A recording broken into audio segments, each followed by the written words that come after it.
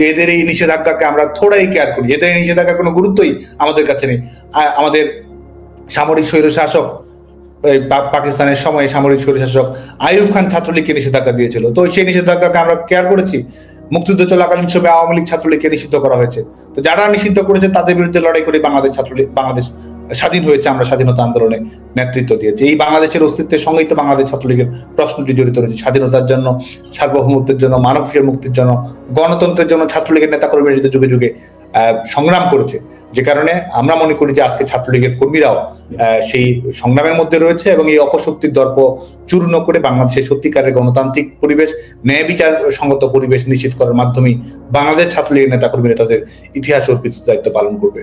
এই যে সাদ্দাম, আপনি যে সংগ্রামের কথা বললেন, ছাত্রলীগের নেতাকর্মীরা সংগ্রামের মধ্যে আছে, তো আমরা যখনই বিভিন্ন সামাজিক যোগাযোগ মাধ্যম হোক বা অন্যান্য মাধ্যমে যখন দলের নেতাকর্মীদের সঙ্গে আমাদের কথা হয় ব্যক্তিগত পরিসরে, তো তাদের একটি বড় অভিযোগ যে ছাত্রলীগের কেন্দ্রীয় সভাপতি, সাধারণ সম্পাদকের দিক থেকে আমাদেরকে খোঁজ খবর রাখা হচ্ছে না। তো আরেকটি বিষয় আছে যে ছাত্রলীগের অনেক নেতাকর্মী তারা কারাগারে আছেন, অনেকে আহত হয়ে হাসপাতালে চিকিৎসা নিয়েছেন বা কেউ কেউ এখনো নিচ্ছেন। তো তাদের ক্ষেত্রে আসলে আপনারা কতটুকু দায়িত্ব পালন করছেন বা খোঁজ খবর রাখছেন তাদের? স্বাভাবিকভাবে আমাদের এই অনেকগুলো যে ব্যত্যয় ঘটছে এটা তো সত্য, কারণ গোটা দেশব্যাপী আমরা যে বিপর্যয়ের শিকার হয়েছি, নেতাকর্মীরা যে নির্যাতনের শিকার হয়েছে, সংগঠনকে নিষিদ্ধ করা হয়েছে, রাষ্ট্রীয় বাহিনী লেলিয়ে দেওয়া হচ্ছে এবং এদের এই পেটোয়া বাহিনী যারা তৈরি করেছে এই পেটোয়া বাহিনী লেলিয়ে দেওয়া হচ্ছে, আমাদের নেতাকর্মীরা কারাগারে রয়েছে, আমরা তো খোঁজ খবর অনেক ক্ষেত্রে নিতে পারছি না। পরিবারের পাশে, স্বজনদের পাশে দাঁড়ানোর ক্ষেত্রে আমাদের যে ভূমিকা রাখার কথা ছিল সেটি তো প্রত্যাশিত মাত্রায় হচ্ছে না। নেতাকর্মীদের এই প্রশ্নটি যৌক্তিক এবং একই সঙ্গে এই বিপর্যয়ের মুখে রয়েছে নেতাকর্মীদের অভিমান, তাদের এই প্রতিকূল পরিস্থিতি মোকাবেলা করা, তারা যে ধরনের বিপন্ন অবস্থার শিকার হচ্ছে এবং বিপন্ন অবস্থার শিকার হয়েও তারা যে লড়াই অব্যাহত রেখেছে এটি তো প্রমাণ করে সংগঠনকে তারা প্রচন্ড হয়ে ভালোবাসে, আদর্শকে তারা প্রচন্ডভাবে ভালোবাসে। এবং আমরা বাংলাদেশ ছাত্রলীগ আমরা ক্রমাগত চেষ্টা করছি যে এই সীমাবদ্ধতাগুলো অতিক্রম করার এবং এটি নেটওয়ার্কের আওতায় নিয়ে আসার। আমরা অনলাইনে অফলাইনে মিটিং করার চেষ্টা করছি। আমাদের এই প্রতিষ্ঠাবার্ষিকীর কর্মসূচিগুলো আজকে দেখুন, আজকেও বাংলাদেশ ছাত্রলীগের নেতাকর্মী, কয়েক হাজার নেতাকর্মী আজকে কারারুদ্ধ হয়েছে, কয়েক শত নেতাকর্মী আজকে আহত হয়েছে। ছাত্রলীগের নেতাকর্মীরা কিন্তু সবখানি বাংলাদেশের প্রত্যেকটি উপজেলায় আজকে তারা মিছিল করেছে গণতন্ত্রের দাবিতে। শেখ হাসিনা আসবে, বাংলাদেশ আসবে শীর্ষক তারা মিছিল করেছে। শীতার্ত মানুষের কাছে শীতবস্ত্র পৌঁছে দিয়েছে, খাদ্যবস্ত্র উপহার পৌঁছে দিয়েছে, শিক্ষার্থীদের কাছে তারা বই উপহার দিয়েছে, অনলাইনে অফলাইনে প্রত্যেকটি মুহূর্ত আলোচনা সভা করছে, বর্ধিত সভা করছে। তৃণমূলের নেতাকর্মীরা কিন্তু এই চাওয়া পাওয়ার বেদনা ভুলে আমাদের সীমাবদ্ধতা অতিক্রম করে সংগঠনের যে সম্ভাবনা রয়েছে সেটিকে ধারণ করে এগিয়ে যাচ্ছে। তারপরে আমরা মনে করি যে আমাদের সংগ্রাম যত বেগবান হবে, আমরা অবশ্যই আমাদের যে সার্বিক নেটওয়ার্কিংটি পুনঃস্থাপন করা, নেতাকর্মীদের সহযোগিতা করা, একে অপরের পাশে থাকা, সেটি সময়ের সঙ্গে সঙ্গে আরো বৃদ্ধি পায় বলে মনে করি।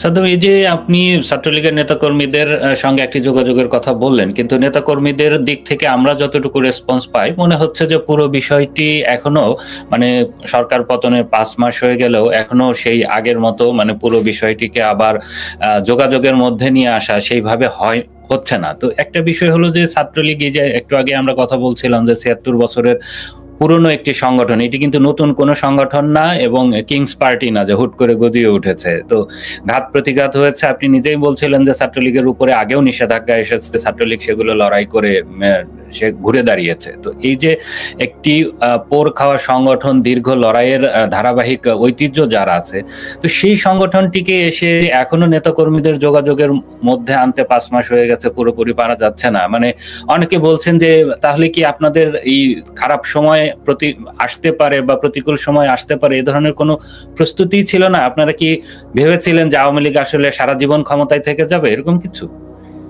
দেখুন, এই ষড়যন্ত্রমূলক পরিস্থিতি যে ঘটেছে এটি তো অপ্রত্যাশিতই ছিল, এটি তো সত্যই। এবং একই সঙ্গে স্বাভাবিকভাবে আমাদের লাখ লাখ নেতাকর্মী রয়েছে, প্রত্যেকটি আমরা চেষ্টা করছি আমাদের যে সাংগঠনিক ইউনিটগুলো রয়েছে, উপজেলা ইউনিটগুলো রয়েছে, সেটির মাধ্যমে সক্রিয় ভূমিকা রাখার। লাখ লাখ নেতাকর্মী রয়েছে। সব বিষয়টি হচ্ছে যে গোটা দেশব্যাপী যে নির্যাতন, জুলুম চাপিয়ে দেওয়া হচ্ছে, সেখানে তো কারোরই ভালো থাকার সুযোগ নেই। এবং আমাদের আওয়ামী লীগের নেতাকর্মীদের উপরে 5 আগস্টের আগে কিংবা 5 আগস্টের পরবর্তী সময়ে কিভাবে আক্রমণ করা হয়েছে, প্রত্যেকজনের বাড়িঘর পুড়িয়ে দেওয়া হয়েছে, প্রত্যেকজনের বাড়িঘর লুটপাট করা হয়েছে, যারা ব্যবসা বাণিজ্যের সঙ্গে সম্পৃক্ত ছিল তাদের ব্যবসা বাণিজ্য ছিনিয়ে নেওয়া হয়েছে। তো গোটা বাংলাদেশে তো এক ধরনের ত্রাসের রাজত্ব কায়েম করা হয়েছে, গোটা বাংলাদেশে এক ধরনের সন্ত্রাসের জনপদে পরিণত করা হয়েছে, কারো তো বাড়িতে পর্যন্ত থাকার সুযোগ নেই। তো সার্বিকভাবে এবারের যে পরিস্থিতি রয়েছে, এবারের পরিস্থিতি তো অবশ্যই নতুন, একটি চ্যালেঞ্জিং সময় রয়েছে। তো এই পরিস্থিতির মধ্য দিয়ে আমাদের যে সাংগঠনিক শক্তিটি রয়েছে, সেই সাংগঠনিক শক্তিকে তো তারা শুরুতেই ভেঙে দেওয়ার চেষ্টা করেছে, যে কারণেই তো এই অবৈধ সরকার নিষেধাজ্ঞা, এই নিষিদ্ধের নাটক মঞ্চস্থ করেছে, যে কারণেই তো আওয়ামী লীগের সকল স্তরের নেতাকর্মীদের উপরে কিভাবে তার আঘাত চালিয়েছে, জীবন বিপন্ন হয়েছে বাংলাদেশ ছাত্রলীগের, বাংলাদেশ আওয়ামী লীগের প্রত্যেকটি নেতাকর্মী। তো এবারের যে প্রেক্ষিতটি রয়েছে 5 আগস্ট পরবর্তী সময়ে, 5 আগস্টের আগেও যে ঘটনাগুলো ঘটেছে, তো গোটা বাংলাদেশেই তো এক ধরনের একটা মৃত্যুপুরীতে পরিণত করা হয়েছে। তো এই লড়াইয়ের মধ্যে স্বাভাবিকভাবেই সকল কিছু সীমাবদ্ধতা থাকবেই, এটাই মনে করি। একই সঙ্গে এটিও সত্য যে আমাদের এই সাংগঠনিক যে কাঠামোটি ঢেলে সাজানো প্রয়োজন ছিল, আধুনিকত্ব নিয়ে আসা প্রয়োজন ছিল, নতুন উপকরণ নিয়ে আসার প্রয়োজন ছিল, এবং সংগঠনের শুধুমাত্র সংগঠনের নিজস্ব কিছু বিধি ব্যবস্থা থাকা প্রয়োজন ছিল, যাতে করে আমরা এই সমস্যাগুলো অ্যাড্রেস করতে পারি। এটি তো রয়েছেই। আমরা বিশ্বাস করি যে আমাদের এই বাংলাদেশ ছাত্রলীগ এই সমস্যাগুলো অবশ্যই সামনে অ্যাড্রেস করার চেষ্টা করবে। সাদ্দাম, এই যে আমাদের সামাজিক যোগাযোগ মাধ্যম থেকে, বিশেষ করে ফেসবুক থেকে বেশ কয়েকটা প্রশ্ন বারবার আসে, তো আমি মনে করি যে এটারও আসলে আপনার একটু জবাব দেওয়া উচিত। সেটা হচ্ছে যে বলা হচ্ছে যে ছাত্রলীগে আপনি এবং ইনার নেতৃত্বে থাকার সময়ে অনেক কমিটি বাণিজ্য হয়েছে, আপনারা বিপুল অর্থবিত্তর মালিক হয়েছেন এখান থেকে, এবং গণমাধ্যমের খবর অনুযায়ী আপনি আপনার নিজের এলাকায় শত কোটি টাকার সম্পদ বানিয়েছেন। কি বলবেন? প্রশ্নই আসে না। আমরা বাংলাদেশ ছাত্রলীগের কমিটি গঠন প্রক্রিয়া, আমরা যে প্র্যাকটিসটি ফলো করি সেটি কাউন্সিলের মাধ্যমে আমরা করার চেষ্টা করছি। কাউন্সিলের মাধ্যমে বেশিরভাগ কমিটি গঠিত হয়েছে, আর 5 আগস্টের পরবর্তীতে কমিটি গঠন প্রক্রিয়ায় বন্ধই রয়েছে। এবং আমরা বাংলাদেশ ছাত্রলীগের কর্মকাণ্ড আমরা পরিচালনা করেছি সংগঠনকে ভালোবেসে। স্বাভাবিকভাবেই আমি এর আগে যে সমস্যাগুলোর কথা উল্লেখ করেছি সেটির মাধ্যমে সবাইকে তো নেতৃত্বে নিয়ে আসা, পদায়িত করার সুযোগ আমাদের নেই। আর আজকে তো যারা ক্ষমতার জবরদখল করে রয়েছে, রাষ্ট্রযন্ত্র যারা দখল করে রয়েছে, তারাও তাদের সবকিছুই তো আজকে অপশক্তির হাতে রয়েছে। বাংলাদেশ ছাত্রলীগের কর্মী হিসেবে আমরা কখনো ক্ষমতা ব্যবহার করেছি কিনা, আমরা কখনো কোনো ধরনের সুযোগ সুবিধা নিয়েছি কিনা, এটি গোটা বাংলাদেশের মানুষের যাচাই বাছাই করার সুযোগ রয়েছে, এবং আমরা চ্যালেঞ্জ করে বলতে পারি। তো আজকে 5 মাস অতিক্রম হয়েছে, কোথায় কি রয়েছে না রয়েছে গোটা বাংলাদেশের মানুষের সামনে উন্মুক্ত হওয়ার সুযোগ রয়েছে। সংগঠন হিসেবে আমাদের চলার পথে ভুল রয়েছে, ত্রুটি বিচ্যুতি রয়েছে, সিদ্ধান্ত গ্রহণ প্রক্রিয়ায় নানা সময় নানা ধরনের ঘটনা ঘটে, সেটি ভিন্ন বিষয়। কিন্তু সংগঠন পরিচালনা করতে গিয়ে আমরা সবসময় আমাদের দায়িত্বের প্রতি সৎ থাকার চেষ্টা করেছি, এবং ভবিষ্যতে থাকবো, কারণ সংগঠনের শিক্ষাই আমাদের এটি দেয়, এবং আমরা সবসময় সততার আলোকে আমাদের কর্মকাণ্ড পরিচালনা করার চেষ্টা করেছি। সাদ্দাম, আরেকটি বিষয়, এটি ছাত্রলীগের, আমি দীর্ঘদিন ধরে আওয়ামী লীগের এবং রাজনৈতিক প্রতিবেদক হিসেবে সংবাদ সংগ্রহ করেছি। এর আগেও ছাত্রলীগের বিভিন্ন সভাপতি, সাধারণ সম্পাদকের বিরুদ্ধে একই অভিযোগ ছিল, আপনাদের দুজনের বিরুদ্ধেও একই অভিযোগ উঠেছে। প্রশ্নটা হলো যে আপনাদের বিরুদ্ধে অভিযোগ অনেক কেন্দ্রীয় নেতা, এমপি এবং জেলার আওয়ামী লীগের নেতাদের আপনারা ফোন ধরতেন না, আপনাদেরকে ফোনে পাওয়া যেত না, এবং এই যে নেতৃত্ব নির্বাচন প্রক্রিয়ার এই জায়গাতে একটি সাংগঠনিক ঘাটতি রয়েছে, যেহেতু আপনারা সমন্বয় করতেন না তাদের সঙ্গে। দেখুন, আমরা অবশ্যই আমাদের নেতাকর্মী, সেটি আমাদের যে সংগঠনেরই কর্মী হোক না কেন, সবার সঙ্গে আমাদের নিয়মিত যোগাযোগ সবসময় ছিল। বাংলাদেশ ছাত্রলীগের যে কর্মচাঞ্চল্য, বাংলাদেশ ছাত্রলীগের যে কর্মপ্রক্রিয়া, এবং বাংলাদেশ ছাত্রলীগের যে লাখো নেতাকর্মী, প্রত্যেক মুহূর্তে আমাদেরকে সিদ্ধান্ত গ্রহণ করতে হয়, অগ্রাধিকার বাছাই করতে হয়, সেটির ভিত্তিতে কর্মকাণ্ড পরিচালনা করতে হয়। 24 ঘন্টায় আমাদের কোনো না কোনো কর্মকাণ্ড পরিচালনা করতে হয়, এবং যেটি হয়তো আমাদের পক্ষে সম্ভব না হলে আমাদের সহপাঠী, আমাদের যারা সহকর্মী রয়েছে, তারা সেটি কর্মপ্রক্রিয়া চলমান রাখে। নেতা কর্মীদের সাংগঠনিক সমস্যা মোকাবেলা করা, সাধারণ শিক্ষার্থীদের পাশে থাকা, এবং শুধুমাত্র তো আন্দোলন কিংবা বিনির্মাণ সেটি নয়, শিক্ষার্থীদের নানা ধরনের সংকটের প্রত্যেকটি মোকাবেলা করার ক্ষেত্রে বাংলাদেশ ছাত্রলীগ ভূমিকা পালন করার চেষ্টা করে। যে কারণে বাংলাদেশ ছাত্রলীগের কর্মচাঞ্চল্য, বাংলাদেশ ছাত্রলীগের গতিময়তা, কর্মীদের সঙ্গে যোগ সাজস সবকিছু আমরা সুবিস্তৃত হয়ে পরিচালিত করার চেষ্টা করেছি। সাদ্দাম, এই যে ছাত্রলীগের প্রতিষ্ঠা বার্ষিকী আজ, তো অনেকেরই জানার ইচ্ছা যে তারা হয়তো সারা দেশে একটা হতাশার মধ্য দিয়ে তাদের জীবনযাপন করতে হচ্ছে। তো এই ক্ষেত্রে অনেকেই আমাকে জানতে চেয়েছে যে আমাদের জন্য কোনো আশার আলো আছে কিনা, আর এই যে আগামী দিনে ছাত্রলীগের নেতৃত্ব নির্বাচন প্রক্রিয়াটি যথাযথ গণতান্ত্রিক প্রক্রিয়া অনুসরণ করে হবে কিনা, এরকম বিষয়গুলো মানুষ জানতে চায়। আমরা তো অবশ্যই আশাবাদী, এবং আমাদের ইতিহাসই বলে যে আমরা আশাবাদী হওয়ার সমস্ত কারণে আমাদের মাঝে রয়েছে। বাংলাদেশে বর্তমান সময়ে বাংলাদেশে কবেকার কোন শাসক যারা সামরিক স্বৈর শাসনের মাধ্যমে দেশ পরিচালনা করেছে, এবং আজকে যারা এই অবৈধ দখলদার বাহিনী, এই হানাদার বাহিনী যারা আজকে ক্ষমতা কুক্ষিগত করে রেখেছে, আমরা মনে করি যে বাংলাদেশের জনগণ ইতিমধ্যেই তাদের বিরুদ্ধে প্রতিবাদ প্রতিরোধের স্ফুলিঙ্গে ফুসে উঠছে।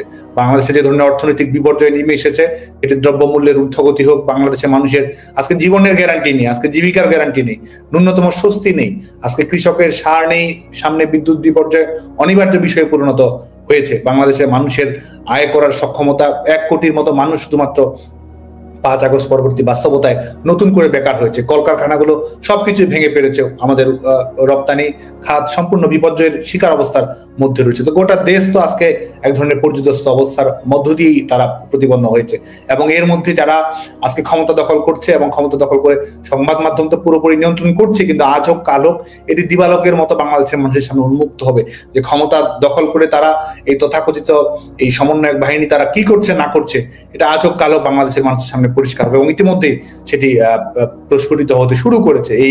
এই তদবির বাণিজ্য করা, এই বিভিন্ন ধরনের অর্থনৈতিক লেনদেন করা, বিভিন্ন খান থেকে সুযোগ সুবিধা গ্রহণ করা, এইসব কর্মকাণ্ড পরিচালনা করে তাদের একমাত্র অবিচ্ছেদ্য অংশে পরিণত হয়েছে।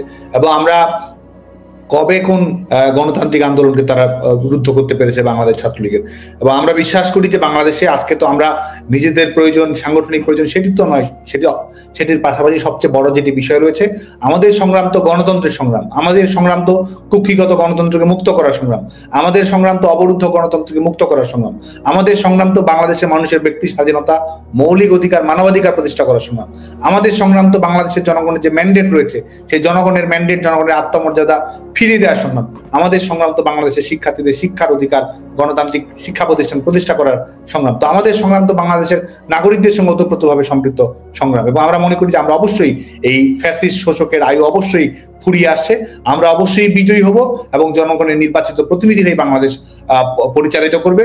এবং যারা বাংলাদেশের মানুষের মৌলিক মানবাধিকার নিয়ে ছিনিমিনি খেলছে, বাংলাদেশের মানুষের জানমাল নিয়ে যারা ছিনিমিনি খেলছে, যারা শিক্ষার্থী হত্যাকারীদেরকে যারা ইন্ডেমনিটি দিয়েছে, তাদের বিরুদ্ধে বাংলাদেশের জনগণ ঐক্যবদ্ধ হয়ে জাগ্রত হয়ে ওই পরাশক্তির, এই অপশক্তির পরাজয় নিশ্চিত করবে।